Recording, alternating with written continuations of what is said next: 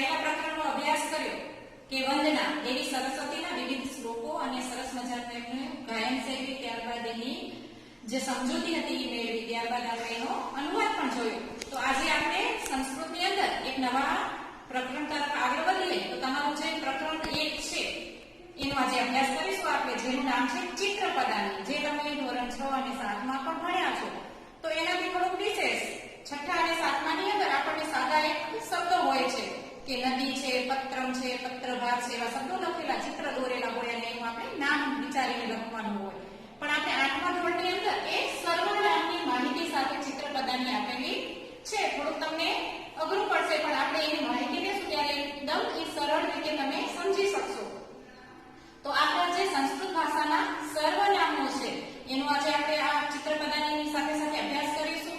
ત્યારબાદ આપણે જે 3 જાતિઓ ઓળખતા તો શીખ્યા જ છીએ 7મા ધોરણમાં કે પુલ્લિંગ શબ્દો કેવા હોય કે જેની પાછળ વિસર્ગ હોય, પછી સ્ત્રીવાચક શબ્દો કેવા હોય તો જેની પાછળ આકારાંત હોય, એટલે કે સાટિકા છે એવી રીતના, અને પાછળ નાની અથવા તો મોટી જોડાયેલી હોય ઉચ્ચારણમાં, એ બધા સ્ત્રીવાચક શબ્દો છે. ત્યારબાદ કેટલાક શબ્દો એવા હોય છે કે જે નપુંસકલિંગમાં આવે, નાનકડ જાતિમાં, જેની પાછળ થોડો મ હોય, વાતાયનમ છે, વ્યજનમ છે, પત્રમ છે, આવી રીતના. તો એ શબ્દોની સાથે સાથે એનો આપણે વાક્ય રચનામાં કેવી રીતના ઉપયોગ કરવાનો, તો એના જે માણસના નામની જગ્યાએ કેટલાક સર્વનામો વાપરવામાં આવે છે એનો આજે આપણે અભ્યાસ કરીશું. તો આવા સર્વનામોને થોડીક હું તમને પાયાની માહિતી જણાવું કે તમને આ પ્રકરણની અંદર પુલ્લિંગ શબ્દો છે એનામાં જે શબ્દ છે એની આગળ એક જ શબ્દ મૂકેલો છે, ગમે તે, કાં એસહ હોય અને કાં સહ પણ હોય. તો પુલ્લિંગ શબ્દની અંદર હંમેશા વિસર્ગ હોય છે. તો અહીંયા પણ વિસર્ગ છે, આનો અર્થ થાય છે કે આ. તો હું તમને અહીંયા એમ કહું કે એષઃ પત્ર અથવા તો એષઃ રમેશ. તો આ રમેશ છે, બાજુની વસ્તુ, નજીકની વસ્તુ માટે એષઃ વપરાય છે, અને સ શબ્દ છે થોડીક દૂરની વસ્તુ હોય એને દર્શાવવા માટે વપરાય છે. ત્યારબાદ તમે જો બીજો બેસને નોંધ કરશો તો એનામાં તમારે સ્ત્રીવાચક શબ્દો છે તે એનામાં બદલાઈ જશે, આકારાંત આવી ગયું, બરોબર છે. તો એષા છે એટલે કોઈ પણ સ્ત્રીવાચક વસ્તુને બતાવવા માટે, આપણે નજીકની વસ્તુને બતાવવા માટે એષા સાડી, મારા હાથમાં હોય તો હું એમ કહું એષા સાડી, આ સાડી છે. પણ એ જ સાડી મારી દૂર પડેલી હોય તો હું એમ કહીશ કે સા સાટિકા અથવા તો એષા શાટિકા. તો આવી રીતના આપણે એષા અને સાનો ઉપયોગ કરવાનો છે. ત્યારબાદ એકત અને તત, આ નપુંસકલિંગ શબ્દો સાથે જોડાયેલા નજીકના અને દૂરના શબ્દોને સમજવા માટે જરૂરી છે. હવે થોડુંક તમને બીજું સર્વનામની અંદર અહમ છે, યુયમ છે અને વયમ છે. એક વ્યક્તિ હોય તો પોતા માટે અહમ વાપરશે, અહમ શિક્ષક. પછી સામેવાળી વ્યક્તિને કહેવાય કે એને બતાવવા માટે આપણે યુયમ શબ્દ વાપરીએ છીએ. તમે કદાચ એને 7મા ધોરણમાં આપણે ભણ્યા છીએ કે યુયમ એટલે યુયમ છાત્ર, તું વિદ્યાર્થી છો. આ દ્વિવાચક એટલે બે વ્યક્તિઓ માટે વપરાય છે અથવા તો સામેની વ્યક્તિઓ માટે ઘણી વખત વપરાય છે. ત્યારબાદ વયમ છે એ અનેક શબ્દો માટે, અને 2-3 વ્યક્તિઓ ભેગા હોય તો પોતા માટે જ્યારે બોલે કે વયમ શિક્ષિકાઃ, તો 3-4 મિનિટ ઉભા હોય તો એવી રીતના બોલી શકે છે. તો આવા શબ્દોનો આજે આપણે અભ્યાસ કરીશું ચિત્રપદાની અંદર, કે જે શબ્દોને પણ ઓળખીશું, સાથે સાથે એની વાક્ય રચના નજીકની અને દૂરની તેમજ ત્રણેય લિંગ પ્રમાણે કેવી રીતના એને જોડવામાં આવે છે એની આપણે ચલો ચિત્રની સાથે સાથે માહિતી મેળવીએ. વિદ્યાર્થી મિત્રો, તો ચાલો આપણે ચિત્રપદાની 1નો અભ્યાસ કરીએ. તમે તમારા પાઠ્યપુસ્તક 3 ઉપર જોશો તો તમને આ ચિત્રપદાની 1 આપવામાં આવી છે.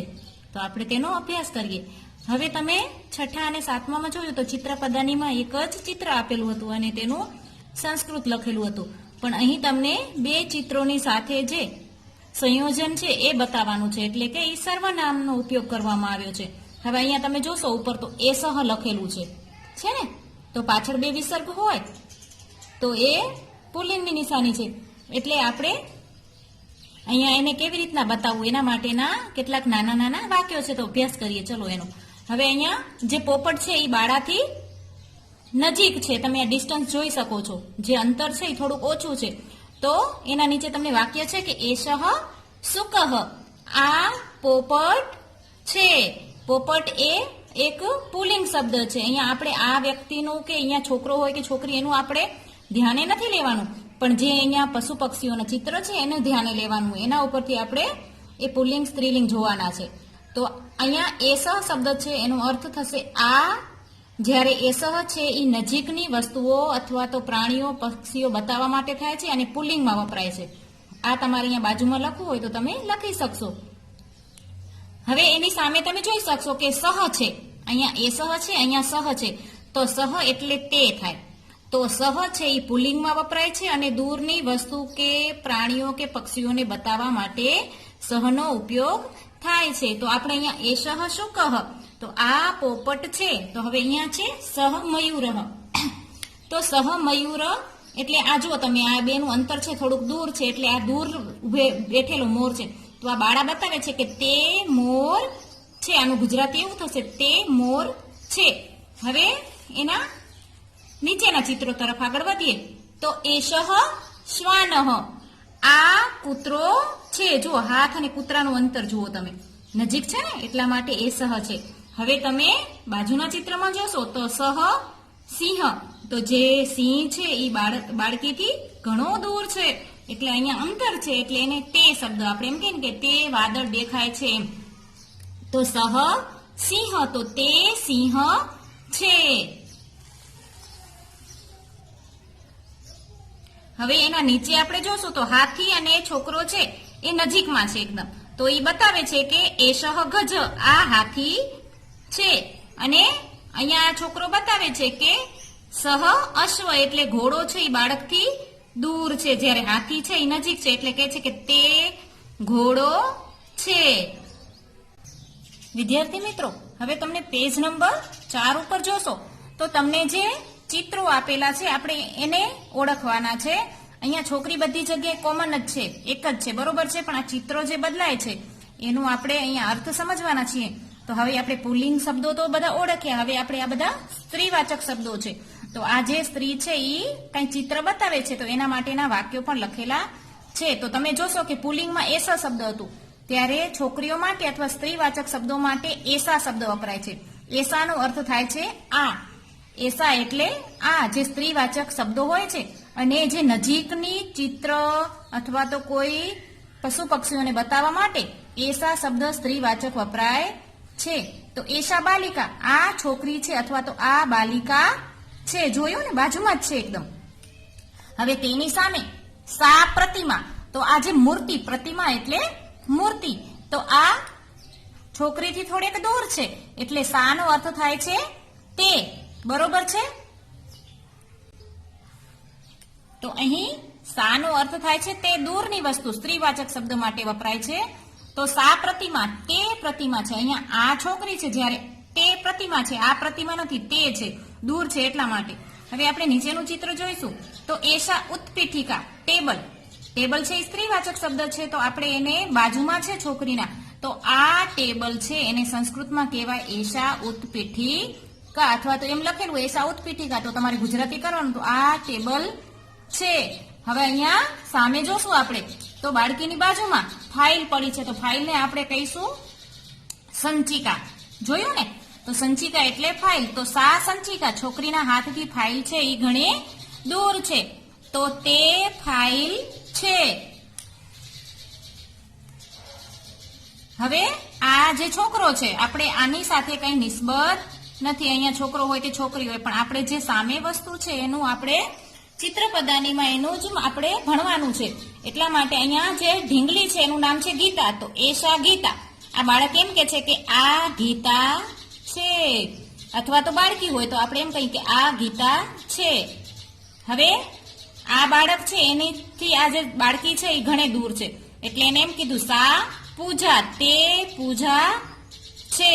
તો એસા છે એ સ્ત્રીવાચક શબ્દો માટે નજીકની વસ્તુ બતાવવા, અને સા શબ્દ સ્ત્રીવાચક શબ્દ કોઈ પણ વસ્તુને દૂર હોય ત્યારે બતાવવા માટે એનો પ્રયોગ થાય છે, અથવા તો આ બે શબ્દો આપણે સંસ્કૃત ભાષામાં વપરાય છે. વિદ્યાર્થી મિત્રો, હવે આપણે પેજ નંબર 5 ઉપર એતત અને તત છે, આ બંને સર્વનામો છે, પણ કોના છે? નપુંસક લિંગ જે શબ્દો હોય એના છે. તો હવે આપણે આ ચિત્ર જે જોશું આ બધા નપુંસક વાચક શબ્દો છે. વાતાયનમ એટલે બારી, દ્વારમ એટલે દરવાજો, અહીંયા મખોડો છે. તો જો નજીક હોય કોઈ નપુંસક વાચક શબ્દ અથવા તો દ્રશ્ય કંઈ, તો તો એના માટે એતત વપરાશે. એતત વાતાયનમ, આ બારી છે. અને સામે તત દ્વારમ, તો દરવાજો દૂર છે છોકરીથી, તો તે દરવાજું છે અથવા તે દ્વાર છે. હવે એના નીચે છે પુસ્તક. પુસ્તક બાળકીથી નજીક છે, તો એતત પુસ્તકમ. તો એતત શબ્દ છે ઈ આ માટે છે, પાછા નપુસકલિંગ માટે. જ્યાં મ ખોડો હોય ત્યાં એતત શબ્દ વપરાય આ માટે. તો આ પુસ્તક છે. ત્યારબાદ તત્ચિત્રમ, તે ચિત્ર છે. ત્યારબાદ આપણે નીચેના ચિત્રો છે તો બાળક બતાવે છે કે એતત બસયાનમ, આ બસ છે. બાજુમાં છે બાળકથી. અને અહીંયા બાળક બતાવે છે તત્ વિમાનમ, આકાશમાં ઉડી રહ્યો છે એટલે એનાથી દૂર છે, તો તે વિમાન છે. તો વિદ્યાર્થી મિત્રો, તમારે અહીંયા ઉપર લખવું હોય તો તમે લખી શકશો કે એતત એટલે નપુસક લિંગ માટે વપરાતા શબ્દ સર્વનામ છે, જેનો અર્થ થાય છે આ. અને હંમેશા પાસેની વસ્તુ માટે એતત વપરાય છે, જ્યારે દૂરની વસ્તુ માટે આ શબ્દ વપરાય છે. વિદ્યાર્થી મિત્રો, હવે આપણે પેજ નંબર 6 નો અભ્યાસ કરીએ. તો અહીંયા તમને સર્વનામોની અંદર આપણે ગુજરાતીમાં એમ કહી છે કે હું શાળાએ જાઉં છું, તું ક્યાં જાય છે. તો આવા જે આપણે ગુજરાતી ભાષામાં વાક્ય હોય એવા જો સંસ્કૃતમાં બનાવવા હોય તો આપણે કેવા સર્વનામોનો ઉપયોગ કરીએ એનો અભ્યાસ કરવો પડે આપણે. તો અહીંયા અહમ શબ્દ છે, પહેલું સમજવું. અહમ એટલે હંમેશા સંસ્કૃતની અંદર થશે હું. આનામાં જો સ્ત્રી અહીંયા હોય ને એ પણ અહમ કહેશે, બાળક હશે તો પણ અહમ કહેશે, કોઈ માણસ હશે તો પણ અહમ કહેશે. એટલે સ્ત્રી, પુરુષ, બાળક, સ્ત્રી અથવા તો છોકરો, છોકરી, ગમે તે અહમ શબ્દ પોતા માટે વાપરી શકે છે. તો આ ભાઈ એમ કે છે કે અહમ હું શિક્ષક છું. હવે આ બાળક સામે એક બાળક છે એને બતાવે છે. જુઓ તમે, એનું અંતર છે. તો તું અથવા તે, તો ત્વમ છાત્ર, તું વિદ્યાર્થી છો અથવા તું છાત્ર છે. હવે આપણે નીચેના ચિત્રો છે કે અહમ બાલિકા, આ બાળકી એમ કે છે કે હું છોકરી છું, હું બાલિકા છું. હવે એ જ બાલિકા સામે કોઈ અન્ય બાળક માટે શું કહી શકે કે ત્વમ બાલક, તું બાળક છે, હું છોકરી છું જ્યારે તું છોકરો છે, એવી રીતના. હવે એના નીચે તમે જોશો કે અહમ યુવક, હું યુવાન છું. અને એ જ યુવક પાછો સામે કે છે ત્વમ યુવતી, તું યુવતી છે. એક જ વ્યક્તિ પોતાનું જે સંબોધન છે એ કેવી રીતના કરે છે અને સામેવાળાનું સંબોધન કેવી રીતે કરે છે એ આપણે અહીં જોયું. હવે વિદ્યાર્થીઓ, આપણે પેજ નંબર 7 નો અભ્યાસ કરીએ. તો ચિત્રપદાની 2 અહીંયા આપ્યું છે. જો એતે શબ્દ, પહેલા આપણે આને સમજીએ. એતે એટલે પુલ્લિંગ માટે જે ઘણા બહુવચન માટે વપરાય છે. આ હાથીઓ આખા જો તમને 1 નથી, 2 નથી, પણ 3 છે. બહુવચનમાં શબ્દો જ્યારે પ્રયોજવાના હોય અને તે પણ પુલ્લિંગવાચક, ત્યારે એને એતે વપરાય છે સર્વનામ. તો એતે એટલે આ બધા. એતે ગજાહા, તો આ બધા હાથીઓ છે. હવે એ જ હાથીઓ થોડાક દૂર છે એનું ઝુંડ, તો એના માટે તે શબ્દ આવી જશે. તે બધા. અહીંયા આ બધા નજીક હોય તો અને દૂર હોય તો તે બધા. તે ગજાહા, જો પુલ્લિંગ પાછળ 2 વિસર્ગ છે પણ ગજહ નથી, ગજાહા છે એટલે બહુવચન છે. તો તે હાથીઓ છે. એતે શશકાહા, આ સસલાઓ છે. ઘણા બધા ઝુંડ છે, એ 2 થી વધારે હોય એટલે બહુવચનમાં આવી જાય. તો આ સસલા છે, એની સામે આ દૂર છે સસલા, તો તે સસકાહા, તે સસલા છે. દૂર માટે તે અને નજીક માટે એતે. પણ ઘણા બધા હોય ત્યારે, એક હોય ત્યારે એશહ અને સહ વપરાય છે. હવે આ બધા હંસ છે તો વધારે છે, બહુવચનમાં છે એટલે એતે હંસાહા, તો આ હંસો છે. અને આ બાળકથી આ હંસો દૂર છે એટલે તે હંસાહા, તે હંસો છે.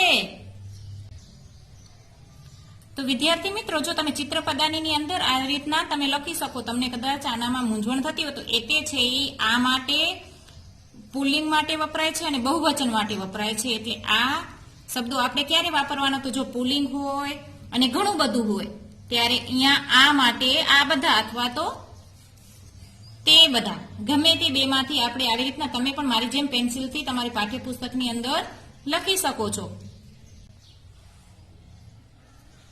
હવે વિદ્યાર્થી મિત્રો, આપણે પેજ નંબર 6 નો અભ્યાસ કરીએ.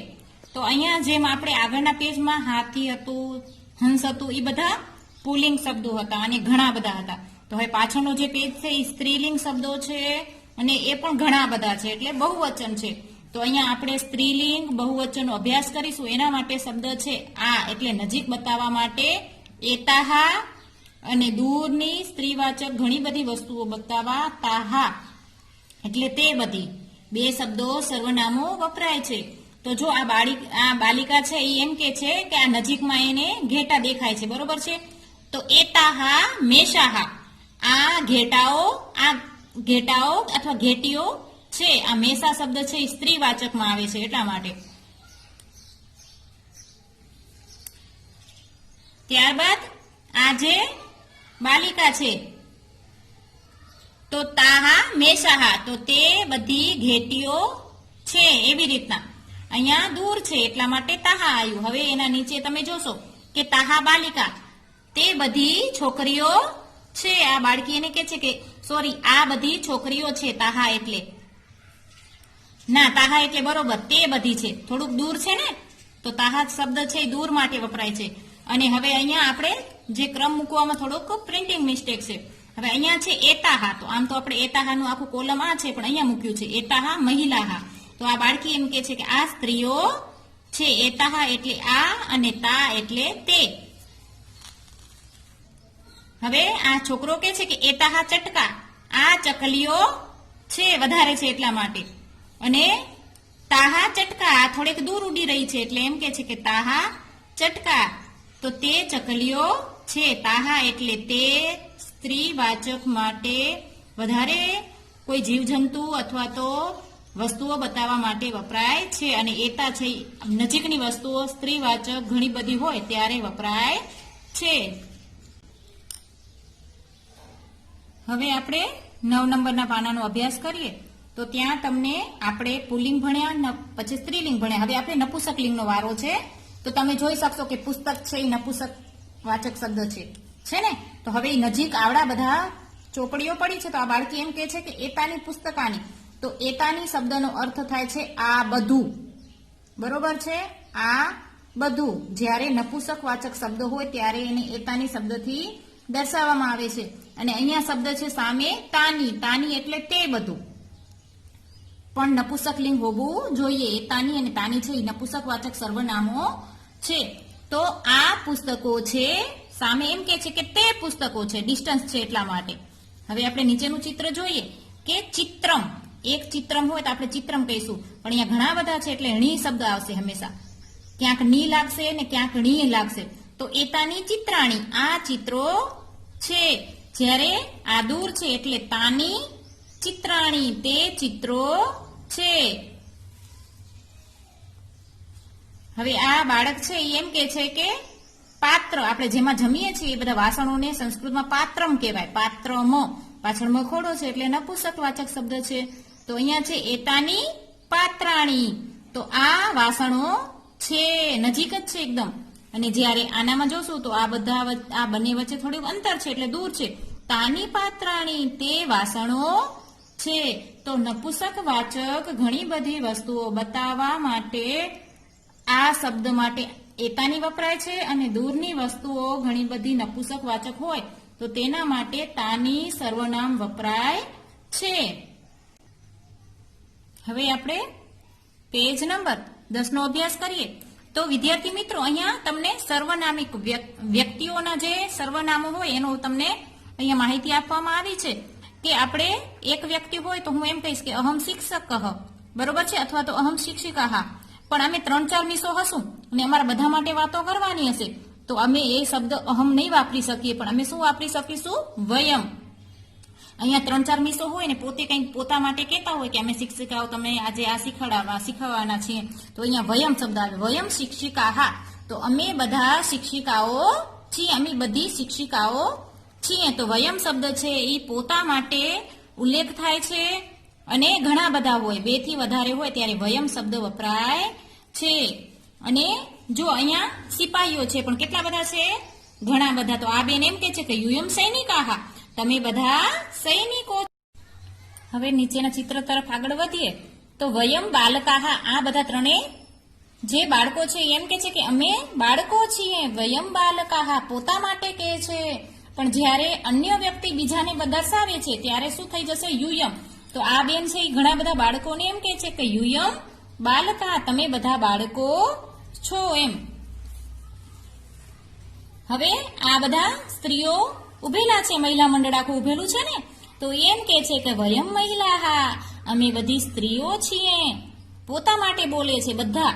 અને જ્યારે આ એક બેન છે એ સામે નાનકડી છોકરીઓ માટે વાપરે છે. જો અહીંયા ઘણી બધી આ સ્ત્રીઓનું ચિત્ર હોય તો એમ કહી શકે આ બેન કે યુયમ મહિલા. કોઈ માણસ અહીંયા ઉભેલું હોય તો એ કહી શકે યુયમ મહિલા. પણ અહીંયા એમ કીધું છે યુયમ બાલિકા, કારણ કે આ બાળકીઓ છે. તો તમે બાળકીઓ છો. તો પોતા માટે આપણે ઘણા બધા હોઈએ તો હંમેશા વયમ શબ્દ વપરાય છે. જો સામે હોય આપણાથી દૂર હોય ને આપણને બતાવવાનું કે તે બધા માણસો જાય છે તો એના માટે યુયમ શબ્દ વપરાય છે. બરોબર. તો વિદ્યાર્થી મિત્રો આપણે આ ચિત્રપદાની અંદર ઘણી બધી સજીવ નિર્જીવ વસ્તુઓના સર્વનામના જે શબ્દો કયા વપરાય છે એનો અભ્યાસ કરીશું. અભ્યાસ આપણે કર્યો અને આપણે એને ચિત્ર વડે પણ માહિતી મેળવી. તો હવે તમે એનું પુનરાવર્તન કરશો અથવા તો તમને જ્યાં પણ મૂંઝવણ પડે તો તમે આ ચિત્રની ઉપર જે મેં પેન્સિલથી લખાયું છે એને તમે સમજવાનો પ્રયત્ન કરશો. જો તમને કોઈ ડાઉટ હોય, કારણ કે આ વ્યાકરણ બધું એક સાથે છે એટલા માટે જો તમને ક્યાંય મૂંઝવણ થાય તો જરાક નોંધ કરીને રાખજો અને જ્યારે આપણે રૂબરૂ મળીશું ત્યારે પાછું આનું એક વખત પુનરાવર્તન કરી લેશું. ચલો તો વિદ્યાર્થી મિત્રો આપણું આ ચિત્રપદાની અહીંયા આપણે પ્રકરણ આ પૂર્ણ થાય છે. આપણે બીજા વિડીયોની અંદર એક નવા પ્રકરણ સાથે ફરીથી મળીશું.